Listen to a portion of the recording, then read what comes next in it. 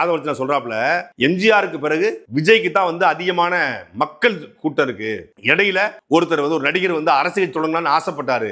திமுக குடும்பம் அவரை தடுத்துருச்சு. ஆனா நம்ம தளபதியை தடுக்க முடியல. ஏன்னா தளபதி மன வலிமை கொண்டவர். அதாவது ரஜினிகாந்த் வந்து மன வலிமை இல்லாதவர், விஜய் மன வலிமை கொண்டவர். எந்த திமுக எதிர்த்துச்சோ அந்த திமுகவுடைய படத்துல ரெட் ஜெயந்தில போயிட்டு ரஜினிகாந்த் நடிச்சிட்டு இருக்காரு. இதை தொடர்ச்சியா சொல்றாங்க. கமலஹாசன் திமுக எதிர்த்தாரு, கமல் வந்து ரெட் ஜெயந்த் மூவி நடிச்சிட்டு இருக்காரு.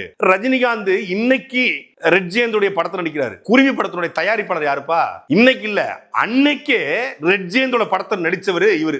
ரஜினிகாந்த் அவர்கள் 1996 ஜெயலலிதா அவர்கள், எந்த ஜெயலலிதா? ஒரு இரும்பு பெண்மணியாக, அயன் லேடியாக, காலையில மந்திர சாயந்தரம் எந்திரி என்று எவனா இருந்தாலும் தூக்கி வீசக்கூடிய எல்லா அமைச்சர்களையும் குனிய விட்ட, கார் டயரை ஹெலிகாப்டர் வந்து கும்பிட விட்ட ஜெயலலிதா அவர்கள் உச்சத்துல பீக்ல இருக்கும்போது ஜெயலலிதா அவர்கள் இன்னொரு முறை இந்த நாட்டை ஆண்டால் இந்த நாட்டை யாராலையும் காப்பாற்ற முடியாது, அந்த ஆண்டவனாலையும் காப்பாற்ற முடியாதுன்னு சொல்லி சொன்னவர் சூப்பர் ஸ்டார் ரஜினிகாந்த். ஒரு போல்டு ஸ்டேட்மெண்ட் சொன்னாரு. அதற்கு பிறகு எத்தனையோ படங்கள் பிரச்சனை வந்திருக்கு. எப்போது அவர் எந்த முதலமைச்சரையும் போய் கையை கட்டி நிக்கலையே.